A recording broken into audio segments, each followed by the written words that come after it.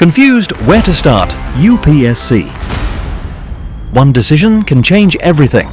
Like to thank Wajiram and Ravi. Wajiram current affairs test series. Vajiram का भी काफी help. Wajiram is the best. But Wajiram, it is something holistic.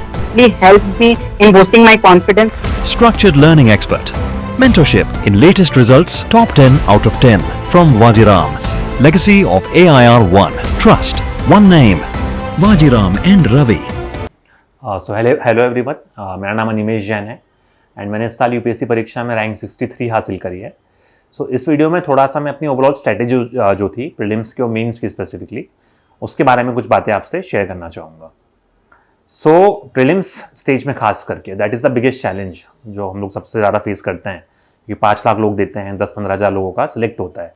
So maximum elimination जो है वो prelims stage पे होता है एंड लकीली मैंने 4 प्रीलिम्स क्वालिफाई किए, तो थोड़ा सा ठीक ठाक एक्सपीरियंस है कि what things work out for me in those attempts. So just in bullet points I will share my learnings ताकि आपको एक ब्रॉड आइडिया उससे मिल जाए. So number 1 learning would be that very strong focus on the static part. ठीक है, मैंने कई बार देखा है कि मुझसे भी गलतियां हुई हैं अपने अटेम्प्ट्स में और बाकी लोगों को भी मैंने देखा है. जो मिस्टेक हम लोग करते हैं वो ये कि हम लोग करंट बहुत ज़्यादा पढ़ने लग जाते हैं कि मंथली मैगजीन हो गई, बहुत सारे न्यूज़पेपर्स हो गए, राइट, PIB हो गया, वीडियोस हो गए ओवरऑल, बट उसमें कई बार आपका स्टैटिक वीक रह जाता है. So that is the biggest thing for me कि भाई 50 to 60 क्वेश्चन हमेशा पेपर कैसा भी है वो स्टैटिक्स से होंगे कि भाई 15 से 20 पॉलिटी हैं, 10-15 इकोनॉमिक्स हैं, 10-15 हिस्ट्री हैं, जोग्राफी हैं. तो अगर आप वो स्टैटिक क्वेश्चन कर पाते हो, है ना, आई हैव सीन पीपल जो 5 दिन के अंदर कि भाई उनका आज इंटरव्यू का रिजल्ट आया, 5 दिन, 10 दिन, 15 दिन के बाद प्रीलिम्स का एग्जाम है, वो जाते हैं बहुत कंफर्टेबली क्लियर करके आते हैं. तो उसका रीज़न ये नहीं है कि उन्होंने बहुत पढ़ाई कर ली उन 15 दिन में, उसका रीज़न हमेशा ये होता है कि उनका स्टैटिक बहुत स्ट्रॉन्ग है, right. So make a very strong command on the static subjects. So when I am saying static, आपका polity, history, geography and your economics, in 4 subjects पे, and specifically in history also, in every this thing, modern में भी होना चाहिए, ancient medieval में भी, art and culture में भी. तो अगर आप ये 4 सब्जेक्ट्स पे अच्छा कमांड बना के जाएंगे तो you will always find 50+ questions जो कि स्टैटिक से आपके हो रहे होंगे. That is point number 1. Secondly, मुझे लगता है कि keeping your sources limited. Prelims में गलती हो सकती है हमसे कि हम बहुत सारी चीज़ें पढ़ने लग जाएं, कोचिंग के नोट्स भी, रैंडम बुक्स भी. So always try to keep your source limited. मतलब I can not emphasise this point enough. काफ़ी लोगों ने बोला है रिपीटेडली कि भाई पॉलिटी अगर है तो just stick to Laxmikanth, no matter who is saying what, Laxmikanth पढ़िए एंड उस पर इतना स्ट्रॉन्ग कमांड बनाइए कि अगर आप पॉलिटी का सेक्शनल टेस्ट देने जाते हैं so you are getting 130-140+ marks out of 200, right.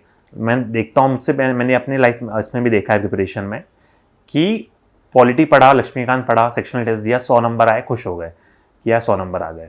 But you have to understand कि this is static and all the questions are coming from Laxmikanth. You have to achieve perfection in that. उसमें ऐसा नहीं होना चाहिए कि 100 नंबर है, मैं 130, 140, 150 तक एस्पायर करना चाहिए इन द सेक्शनल टेस्ट. ठीक है, तो पॉलिटी में वो बुक लक्ष्मीकांत है, आपका मॉडर्न में स्पेक्ट्रम है, राइट, एंशिएंट मेडिवल में आपका RS शर्मा, सतीश चंद्रा है, जोग्राफी में specifically class 11 and class 12 NCERTs along with specific chapters from GC Leong, है ना, वो हम लोग पढ़ते हैं. इकोनॉमिक्स में एनी पर्टिकुलर, मतलब there is no one particular book, but जहाँ से भी आपने कोचिंग किया है उसके जो नोट्स हैं, राइट, उस पर एक स्ट्रॉन्ग कमांड हमें बनाना पड़ेगा.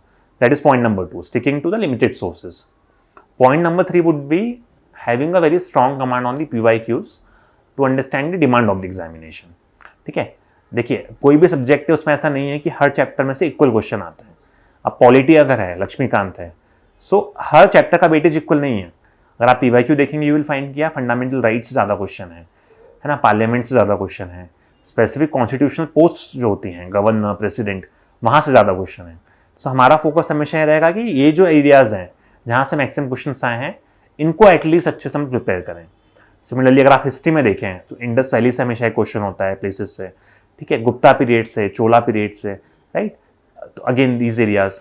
अगेन इकोनॉमिक्स में अगर आप देखें सो बैलेंस ऑफ ट्रेड पे क्वेश्चन होता है, बैलेंस ऑफ पेमेंट वगैरह पे क्वेश्चन होता है, ठीक है, इन्फ्लेशन वगैरह पे क्वेश्चन आता है, GDP वगैरह पे क्वेश्चन आता है, right. So sticking to this basic stuff, important areas in each subject जहाँ से मैक्सिमम. अगेन मॉडर्न हिस्ट्री में so non cooperation movement, civil disobedience, important figures, उन्होंने कहाँ पे क्या प्रोटेस्ट लीड किया, महात्मा गांधी का contribution, right. So around these topics there are always some question which are asked. So see PYQs identify. मैंने चीज़ देखी है कि आजकल क्या हो गया है कि हम लोग PYQ का यूज सिर्फ इसलिए कर रहे हैं टू आइडेंटिफाई द ट्रिक, कि भाई PYQ में ये ट्रिक लग रही है, हम लोग हमारे एग्जाम में ये ट्रिक लगा के आ जाएंगे। सो वो ठीक है, मतलब आप क्वेश्चन की लैंग्वेज को समझने की कोशिश करते हैं, बट PYQ का एक सेकेंड बहुत इंपॉर्टेंट एस्पेक्ट ये भी होना चाहिए कि हम लोग आइडेंटिफाई करेंगे कौन से एरियाज UPSC पूछता है। This was the third point. Fourth thing would be that you should always seek feedback from a mentor. जैसे मेरे केस में अनुपम जैन सर थे स्मार्ट वर्क लैब्स में। सो प्रीलिम्स में क्या होता था कि हम लोग पेपर लेके बैठते थे, 1 to 100 हम लोग क्वेश्चंस देखते थे, एंड आई यूज्ड टू से कि जो क्वेश्चन गलत हुए हैं, what was my thought process, कि मैं क्या सोच रहा था। कई बार क्या होता है कि it's not just a game of knowledge तो होता है, बट कई बार लॉजिकल मिस्टेक्स होती हैं हमसे, कि हमने कोई वर्ड नहीं पढ़ा या फिर हमको दिख रहा है कि एक्सट्रीम है बट हम लोग नहीं पकड़ पा रहे हैं उन चीज़ों को, right. So if you sit with N experienced mentor, he can help you identify कि यार आपने यहाँ पे थिंकिंग में मिस्टेक करा है, not just on the knowledge part. So I think analysing your papers, sitting with a good mentor is another aspect.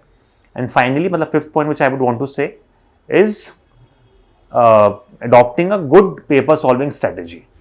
ठीक है, आपको, जैसे मैं आपको अपना बताऊं, तो मेरे केस में ये था कि आई आइडेंटिफाइड कि मेरा सबसे स्ट्रॉन्ग पॉलिटी है, फिर मेरा इकोनॉमिक्स है, फिर मेरा हिस्ट्री है, फिर मेरा ज्योग्राफी है, एंड फिर करंट अफेयर्स है। तो जब पेपर मुझे मिलता था तो मैं कभी भी 1 से 100 नहीं जाता था, क्योंकि हो सकता है मेरे सेट में वो चीज़ पहले आ जाए जहाँ पे मैं वीक हूँ, तो मेरा स्टार्टिंग में ही कॉन्फिडेंस लूज हो जाएगा एग्जाम हॉल के अंदर। तो मैं हमेशा देखता था पूरा पेपर खोल के कि यार पॉलिटी के क्वेश्चंस कहाँ पे हैं, तो मैं पॉलिटी के क्वेश्चन पहले कर लूँगा, बिकॉज वो 15 मिनट में जो है मुझे कॉन्फिडेंस बूस्ट मिलेगा अगर मेरे 10 सवाल मुझे लग रहा है कि सही हो रहे हैं, राइट। सो आइडेंटिफाई एरियाज जहाँ पे आप स्ट्रांग है, ठीक है, क्योंकि छोटी छोटी चीज़ें हैं, नॉलेज होता है सबके पास में, बट हम लोग एग्जाम हॉल में जाके चीज़ें मिस्टेक कर देते हैं, राइट। पेपर सॉल्विंग स्ट्रैटेजी में वो करिए। उसको करने का बेस्ट तरीका ये है इम्प्लीमेंट करने का कि आप जितने भी मॉक टेस्ट देते हैं डिफरेंट कोचिंग इंस्टीट्यूट्स में, वहाँ पे उस स्ट्रैटेजी को एक्चुअली इंप्लीमेंट करके देखिए कि वहाँ पे आप कर पा रहे नहीं कर पा रहे, हर बार इटरेट करिए, है ना, डिफरेंट परम्यूटेशन कॉम्बिनेशन में करिए। एक बार आपने पॉलिटी पहले कर लिया, अगर आपको लगता है इकोनॉमिक्स स्ट्रॉन्ग है, एक बार इकोनॉमिक्स पहले करके देख लीजिए, राइट। सो वो 50 क्वेश्चन आइडेंटिफाई करिए उन एरियाज से जो आपको लगता है कि आपके स्ट्रॉन्ग है, एंड पेपर सॉल्विंग स्ट्रैटेजी में उन चीज़ों को अडॉप्ट करें। फाइनली, मतलब one area where I would want to emphasise is CSAT। आजकल ये काफ़ी हम लोग देख रहे हैं लास्ट 2-3 ईयर्स में कि many people get to 130-140 marks also in GS, but CSAT clear नहीं हो रहा है। सो कभी भी CSAT को लाइटली नहीं लेना है। I have seen in my own friend circle, मतलब people coming from good colleges, NIT, IIT, कई बार वो भी जो है मिस आउट कर जाते हैं in the CSAT examination. So that is very important कि एटलीस्ट क्वालिफाइंग पेपर में वी शुड नॉट फेल, ताकि GSC एक तरीके से डिफाइनिंग फैक्टर रहे हमारे लिए, right. So these were my learnings from the prelims. Now moving on to the mains part. So देखिए, मेंस में मुझे लगता है कि सबसे बड़ा चैलेंज जो मैंने फेस किया, I call it the 380 trap, कि आपका जो स्कोर है वो 370, 380, 390 पे अटक गया। अब आप मेंस देते जा रहे हो, वहाँ से इंप्रूव नहीं कर रहा है, आप फंस गए हो, क्या करना है। So how did I overcome that trap, मैं उस पर थोड़ा सा बोलना चाहूँगा। देखिए, मेंस में सबसे इंपॉर्टेंट पार्ट जो मुझे लगा, दैट इज कि आपका जो मेंस का कंटेंट है, जो आपके नोट्स हैं, ideally that should be ready before prelims. So मेरा, जब मैंने पहले मेंस दिए हैं, हमेशा ये गलती करी है कि नोट्स रेडी नहीं थे, उनको मैं मेंस प्रीलिम्स के बाद कर रहा था। सो मैक्सिमम टाइम जो है मेरा नोट मेकिंग प्रोसेस में ही चले गया। उसको आप प्रीलिम्स के पहले कर लें तो वो बेटर होगा। नोट मेकिंग में always focus on 2 aspects. One, कि आपके सिलेबस में कीवर्ड्स क्या हैं, सो मेक श्योर कि हर एक कीवर्ड के ऊपर आपके पास में 5-5 पॉइंट्स रेडी हैं। सेकेंडली, आपको देखना चाहिए कि कौन से PYQs आए हैं।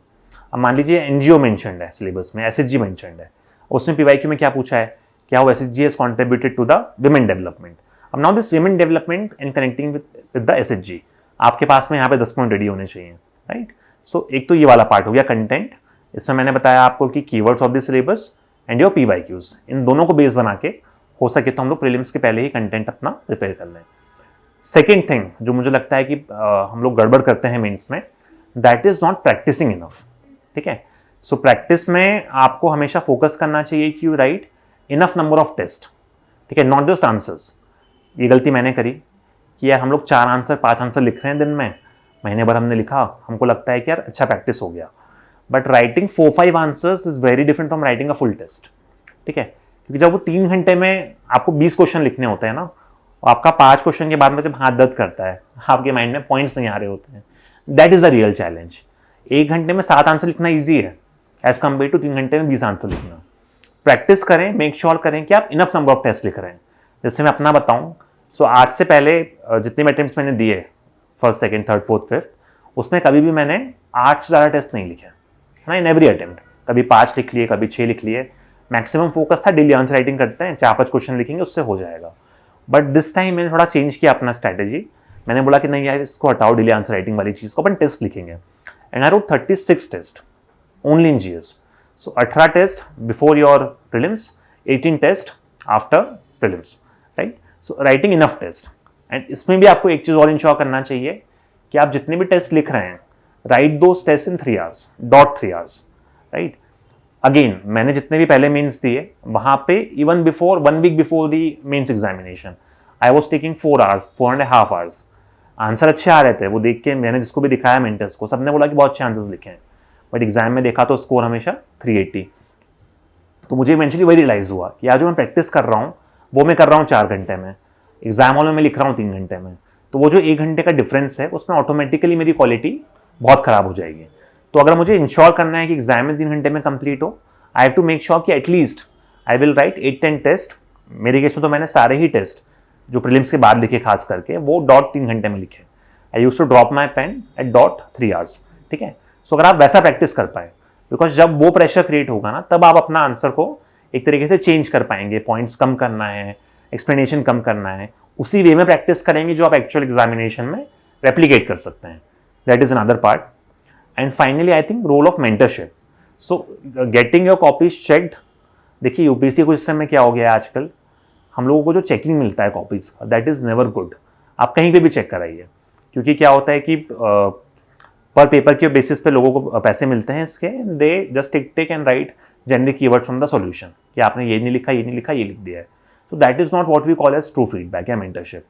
कोशिश करें कि आप ऐसा मेंटर ढूंढें जो आपकी कॉपी लेके बैठे, आपको बताए कि आपने इंट्रोडक्शन ऐसा लिखा है, ऐसे लिख सकते थे, आपने पॉइंट ऐसे लिखे हैं, एक्सप्लेनेशन कम कर सकते थे, आपने यहाँ पे डेटा मिस किया है, डायग्राम मिस किया, आप वो बना सकते थे, है ना। कंक्लूजन में थोड़ा फ्यूचरिस्टिक लिख सकते थे। That is a time taking process. उस पर somebody has to sit with you every single day, every single test and tell you exactly कि where you are going wrong. And there can be no fixed template for this. It will depend from individual to individual. आपकी strength क्या है, आपकी weakness क्या है, right? So मेरे case में I was lucky to find a mentor. So Anupam Jain sir, Smart Work Labs. I was in the TCP program and he actually sat down with me and saw all my papers in GS. यार आपने ये गलती करी है, इसको अपन ऐसे ठीक करेंगे। तो it was a very time taking process. 2-2 घंटे एक पेपर को लेके बैठना, उसके बाद मुझे लगता है जो जंप आया मार्क्स में, that is one of the biggest reason. Finally थोड़ा सा अगर मैं आपको शॉर्ट में पेपर वाइज बताऊं स्ट्रैटेजी, सो GS1, तो ये समझना है GS1 में कि मैक्सिमम क्वेश्चन कहाँ से आते हैं।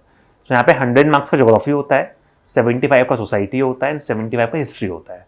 एंड मैंने ये देखा है कि मेरी केस में खास करके मैं हमेशा ज्योग्राफी को निगलेक्ट करता था कि अपन सोसाइटी और हिस्ट्री पढ़ रहे हैं। सो मेक श्योर कि you have a very strong command on geography. तो उसमें diagrams, keywords, everything, PYQs, whatever words are in the syllabus should have been prepared. छोटा सा एग्जांपल अगर दूं मैं, 2 साल पहले एक क्वेश्चन आया था फिजॉर्ट्स के ऊपर मेंस में। जब मैंने एग्जाम लिखा मेंस का, I was not even aware कि व्हाट इज फिजॉर्ट्स। एंड मैंने जब आके देखा सिलेबस में लिखा हुआ है ना, लैंड फॉर्म्स में, ice land forms and all, and this fjords is given in the NCERT। So this lack of awareness कि यार सिलेबस कीवर्ड क्या है, क्या वो NCERT में दिया हुआ है, that costed me that particular question, right. So make sure कि ऐसी गलती हमसे ना हो। That was GS1। तो GS1 में डायग्राम्स का बहुत इंपॉर्टेंस है, स्पेसिफिकली इन ज्योग्राफी। सोसाइटी में कीवर्ड्स का काफ़ी इंपॉर्टेंस है। सोसाइटी, सोशोलॉजिकल कीवर्ड्स, अच्छे एग्जाम्पल्स अगर आप दे सकते हैं। एंड हिस्ट्री में टाइम लाइन्स, डेट्स, है ना, specific again examples and all, that things we can include. In GS2 again I would से, सो पॉलिटी खास करके, that is the biggest part. रफली 100 मार्क्स का पॉलिटी आता है। So, उसमें मेक श्योर करें कि जितने भी PYQs हैं जो रिपीट होते हैं क्वेश्चंस, गवर्नर का क्वेश्चन हो गया, पार्लियामेंट का क्वेश्चन हो गया, ठीक है, फिर आपका ये लोक अदालत का क्वेश्चन हो गया, ठीक है, रिप्रेजेंटेशन ऑफ पीपल्स एक्ट। तो such questions should be prepared end to end, कि आपको सोचना नहीं पड़ रहा है लिखते समय कि इंट्रो क्या लिखें, कंक्लूजन क्या लिखें, पॉइंट्स क्या होंगे। उस लेवल का प्रिपरेशन हमें अपना लेके जाना है। तो एक तो ये हुआ। Secondly, try to prepare a generic list of some case laws. जैसे मेरे केस में I will, you can see in my Telegram channel also, that I prepared a list of let's say 70 to 80 case laws generic, कि social justice में पूछा जाएगा supreme court के judgements क्या हैं, मेरे पास 20 केस लॉस प्रिपेयर्ड हैं, विमेन के ऊपर क्या है 10 केस लॉस हैं, इलेक्शन रिफॉर्म्स पे क्या है 10 केस लॉस हैं। तो ऐसी जेनरिक लिस्ट बनाइए, बिकॉज पॉलिटी में मेन गेम है आपका एक तो आर्टिकल्स का specifically and this case laws. इसके बिना अगर आप पॉइंट्स लिख रहे हैं तो those points will be very generic, ठीक है। तो ये दो चीज़ों पे आपको स्पेसिफिकली पॉलिटी में फोकस करना चाहिए। सोशल जस्टिस, गवर्नेंस, इसमें again focus on the PYQs। अब जैसे गवर्नेंस है, हमेशा वो एक क्वेश्चन रिपीट कर देते हैं कि भाई ई गवर्नेंस क्या है, what are the challenges, models of e governance. तो सच क्वेश्चन इसमें आपको फंसना नहीं है। Social justice, try to identify the pattern, कि अगर उन्होंने एक बार लेट से लॉ पे क्वेश्चन पूछ लिया है कि भाई PWD हमारे यहाँ 2016 में एक्ट आया था एक, राइट, तो ट्रांसजेंडर पे क्वेश्चन आ सकता है, डिफरेंट अदर सेक्शंस के लिए, वल्नरेबल सेक्शन के लिए जो लॉज हैं उसका पूछ सकते हैं, पॉक्सो पे क्वेश्चन पूछ सकते हैं, right. So identify the areas जहाँ पे एक बार क्वेश्चन आ गया है एंड थिंक कि अब ये नेक्स्ट जो है किस एरिया में क्वेश्चन पूछ सकते हैं। Moving on to international relations है ना, GS2 में अगेन, सो ट्राई कि हर बायलैटरल रिलेशन, हर मल्टीलेटरल ग्रुपिंग एंड हर इंटरनेशनल ऑर्गेनाइजेशन, इन सब पे आपके पास में कंटेंट रेडी हो। ट्राई जहाँ पे भी हो सकता है डायग्राम बना दें, इंडिया बांग्लादेश हो तो आप डायग्राम बना के दिखा दें कि प्रोजेक्ट्स कौन कौन से हैं, सिटीज़ कौन कौन सी हैं, right. So all this things. IR में ऑल्सो कीवर्ड्स, सो IR में वो language should be of IR, थोड़े से IR स्पेसिफिक कीवर्ड्स का बैंक बना सकते हैं जिसको we can use in the IR answer, ठीक है। Next moving on to the GS3 paper. So देखिए GS3 में मेरा स्कोर कंपैरेटिवली अच्छा था इस बार। So I score 98 marks in GS3 which was good, because I saw कि मैंने काफ़ी लोगों के 70s 80s में marks even among the toppers. From that angle 98 was a good score. And मुझे लगता है जो स्ट्रैटेजी मेरे लिए वर्कआउट करी was to write more number of points in GS3। So I use to write, अगर 10 mark का क्वेश्चन है 15 पॉइंट्स, 15 मार्क का क्वेश्चन है 20 पॉइंट्स। ऑफकोर्स आप सारे क्वेश्चन में नहीं कर पाओगे, 2-4 क्वेश्चन में मैंने भी नहीं किया, एटलीस्ट 15 क्वेश्चन में I followed this particular strategy. So identified, मैंने लोगों की PYQ वो देखे, टॉपर कॉपीज देखे जिन्होंने पहले अच्छा स्कोर किया है, and one conclusion which I reached was कि writing more number of points specifically in GS3 काफ़ी हेल्प करता है। तो मैंने उसको प्रैक्टिस किया एंड रेप्लिकेट कर दिया एग्जाम हॉल में, and that's the reason I think कि जो है अच्छे नंबर GS3 में मुझे मिले। बाकी GS3 इज कंपैरेटिवली थोड़ा सा बेटर। GS3 में एक ट्रैप जो आपको अवॉइड करना है is to not focus too much on the current affairs part, है ना। अगर आप GS3 का सिलेबस देखो, आपको लग सकता है कि एनवायरमेंट है, यहाँ पे आपका साइंस एंड टेक्नोलॉजी है, इकोनॉमिक्स है, तो बहुत सारा करंट अफेयर्स पढ़ना है। But again if you see the PYQs, सो 20 में से 14-15 क्वेश्चन हमेशा स्टैटिक पोर्शन से आते हैं। इंटरनल सिक्योरिटी है आपका, तो 4 क्वेश्चन रफली स्टैटिक होंगे। डिजास्टर मैनेजमेंट है, उसमें हमेशा कभी वॉल्केनो हो जाएगा, कभी वो लैंडस्लाइड हो जाएगा, कभी फ्लड्स हो जाएगा, that one question is static. आप इकोनॉमिक्स में देखें सो सम पब्लिक प्राइवेट पार्टनरशिप पे क्वेश्चन हो गया, PPP मॉडल्स पे हो गया चैलेंजेस, एग्रीकल्चर के क्वेश्चन हो गए, इरिगेशन है ना, food processing and all. So all this I would say this are static questions. So ये क्वेश्चंस हम लोग एक स्ट्रॉन्ग कमांड बना सकते हैं। Even in your science and tech and your environment part, हम लोग बहुत बार क्या होता है कि बहुत सारी मैगजीन्स पढ़ रहे होते हैं कि यार ये चीज़ें न्यूज़ में, बट वी ऑलवेज फॉरगेट कि यहाँ पे स्टैटिक चीज़ें भी हैं। अब जैसे यहाँ पे आपने सिलेबस में दिया हुआ है कि भाई application of new technologies like biotech है ना, computing and your nano technology in various fields, ये लिखा हुआ है। अब वहाँ पे आप PYQs देखो, लास्ट ईयर उन्होंने पूछ लिया application of biotech in agriculture, application nanotech in health. So now I won't call this as current affairs question because ये डायरेक्टली गिवन है इन योर सिलेबस, हमने मिस कर दिया वो बात अलग है, बट ये स्टैटिक के क्वेश्चन हो गए, right. So having a very strong command over these things, ठीक है। Even in your environment part again if you see, so वहाँ पे जो क्वेश्चन आते हैं, जैसे काफ़ी बार EIA के ऊपर क्वेश्चन आता है ना, environment impact assessment, that is something which is static. Wetlands के ऊपर उन्होंने काफ़ी क्वेश्चन पूछे हैं, that is directly given in your syllabus, right. So try to cover as much as possible this static areas first before moving on to the current affairs. एक problem यहाँ पे एक और है कि भाई यहाँ पे जो करंट अफेयर्स आ रहा है वो थोड़ा सा रैंडमाइज्ड होता जा रहा है। सो आप बहुत ज़्यादा अगर पढ़ोगे, टाइम वेस्ट करोगे, there is a high chance कि आपने जो पढ़ा है वो पूछा भी ना जाए एग्जाम हॉल में। सो इस पर बहुत ज़्यादा स्ट्रेस आउट नहीं करना है हमें कि यार साइंस एंड टेक ये इन्वायरमेंट का करंट अफेयर्स कवर करना है। मेक श्योर करिए कि 15 क्वेश्चन पे कमांड है, 5 क्वेश्चन हम लोग टैकल कर लेंगे एग्जाम हॉल में। That was my strategy in GS3, है ना। Moving on to GS4 finally. So ethics में मुझे लगता है कि if you explain the points, यहाँ पे बहुत सारे पॉइंट्स लिखने का उतना ट्रबल नहीं है, बट अगर आप एक्सप्लेन कर सकते हैं 2-3 लाइन में, एग्जाम्पल को एक्सप्लेन कर सकते हैं, राइट, एथिकल टर्मिनोलॉजीज लेके आ सकते हैं, so make a list of keywords ethics वाले जो आप ला सकते हैं अपने आंसर्स में. केस स्टडीज में आई हैव सीन कि लोग काफ़ी बार जो है एडमिनिस्ट्रेटिव साइड से लिख देते हैं, तो एथिक्स वाला एंगल भूल जाते हैं, हमेशा बहुत प्रैक्टिकल हो जाते हैं. सो हमेशा आपको ethical arguments, so linking section A with section B in ethics, that is very important, right. And finally इसमें अगेन स्टैटिक पार्ट जो है ethics, I can not emphasise it enough, कि अगर बहुत स्ट्रेट फॉरवर्ड क्वेश्चन आ गया corporate governance के ऊपर, ठीक है, आपके फिर आप बोल सकते हैं रोल ऑफ वैल्यूज, है ना, importance of this family, teachers, तो अभी डायरेक्ट क्वेश्चंस होते हैं जो आपके सिलेबस में दिए हुए हैं. इसमें you must have a pre planned answer. यहाँ पे बिल्कुल भी नहीं हो सकता है कि आप एग्जाम हॉल में जाके सोच रहे हैं कि यार अपने नेक्स्ट पॉइंट क्या लिखें. सो मेक योर नोट्स इन सच ए वे कि एटलीस्ट स्टैटिक एरियाज का जो है आपके पास में एक अच्छा आंसर प्रिपेयर्ड है. So this was my overall strategy, because of which I think I could improve my score from 380 to 430. So again, I would like to thank DKT for giving me this platform to reach the aspirants community, and I hope they will carry forward this good work. Thank you.